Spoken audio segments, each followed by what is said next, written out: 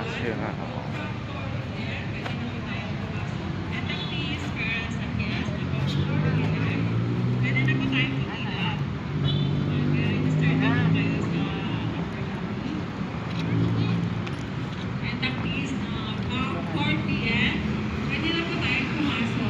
Dito pala tayo sa Philippines International Convention Center, guys. Yun guys. Ayan. Ito yung pinsan.